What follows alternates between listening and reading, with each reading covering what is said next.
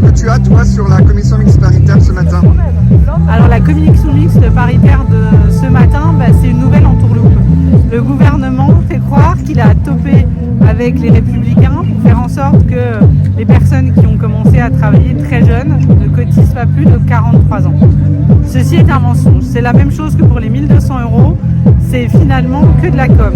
Parce que si ils ont bien expliqué que la durée de cotisation serait de 43 ans, ils ne touchent pas à l'âge légal. Ce qui fait que des personnes qui auraient atteint cette durée de 43 années devraient potentiellement bosser une année, voire un peu plus d'une année de plus, pour pouvoir atteindre l'âge légal de partir à la retraite. Ça veut dire que des personnes pourraient travailler plus de 44 années afin de pouvoir partir en retraite. Et c'est celles qui commencent à travailler le plus jeune sur des métiers les plus pénibles. Donc aujourd'hui, c'est un nouveau mensonge pour essayer de faire adopter en force une réforme profondément injuste. D'accord. Une petite question, parce que moi j'ai lu un petit peu les comptes rendus qui ont été faits par les membres de la NUPES, aussi les écologistes, de l'intérieur de la CMP. Et on a vu des nouvelles reculées en fait. Par exemple, la suppression du critère de pénibilité d'exposition aux risques chimiques, encore la possibilité ouverte de la mise à retraite à 70 ans et non plus 67 ou 64, ou encore d'autres choses qui vraiment font une régression encore pire. Qu'est-ce que tu en penses? Le gouvernement a nos limites en fait dans ces régressions. Ce texte est une régression sociale profonde. Je trouve que l'exemple de la fin de l'exposition à des produits chimiques, des critères de pénibilité, c'est un bon exemple. Parce que pourquoi cette loi elle est injuste? Elle est injuste parce qu'en fait, on n'est pas tous égaux en termes de durée de vie. C'est extrêmement dur, mais il y a des métiers parce qu'on est soumis à des chaleurs extrêmes, parce qu'on est soumis à des pressions, parce qu'on porte des charges lourdes, parce qu'on a énormément de stress ou parce qu'on est exposé à des produits chimiques. Ça atteint notre capacité à vivre en bonne santé et même à vivre âgé. Et donc aujourd'hui, en réduisant les critères de pénibilité, finalement, on demande aux gens de travailler davantage, mais en plus, on les met en danger, on met leur santé en danger. Ça veut dire qu'ils pourraient même risquer de devoir travailler plus et de vivre moins longtemps. C'est finalement insupportable. Et au niveau de ce qui concerne la situation des femmes dans cette retraite, on a entendu dire il n'y a pas longtemps que 60% des coûts du problème des économies sont faites sur le dos des femmes.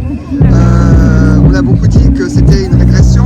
Il y a eu quelques avancées au Sénat. Qu'est-ce que tu en penses? Ah mais c'est faux. Les femmes, ce sont celles qui vont payer la réforme. Pourquoi? Parce qu'elles vont devoir travailler plus longtemps que les hommes. Tout le monde va travailler plus, mais les femmes, elles vont travailler un peu plus. Et si on prend la génération 1972, eh ben oui, 60% des économies, ça veut dire des cotisations supplémentaires qui vont être versées pour ne pas avoir à donner la retraite, ça va être porté sur les femmes. D'accord. D'autres choses à dire? Qu'est-ce qui te semble étrange dans cette journée? Ah mais c'est pas étrange, ça fait quand même longtemps qu'on n'avait pas connu une mobilisation comme celle-ci, qu'on n'avait pas eu un front syndical aussi solide, aussi puissant. Donc ça c'est enthousiasmant. Par contre c'est une alerte.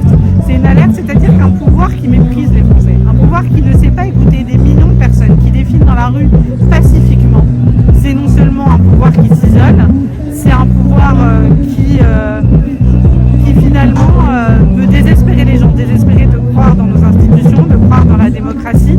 Et ça amène deux choses.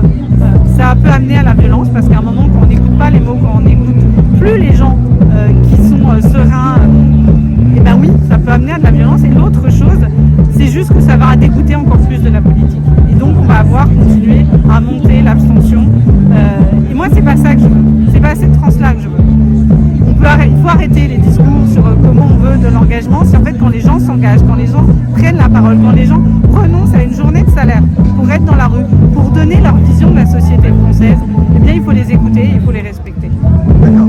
Est-ce que le problème finalement ça devient pas le fait que Emmanuel Macron a oublié ce que veut dire démocratie, c'est-à-dire démoskratos, le pouvoir du peuple, et non pas le pouvoir aux institutions qui forcément sont une traduction toujours imparfaite parce que tournant vers un idéal du démoskratos.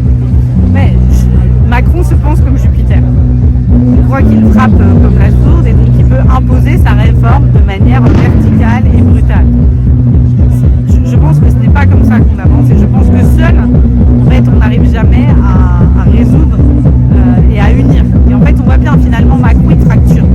sa brutalité, par son mépris, il fracture l'ensemble de la France.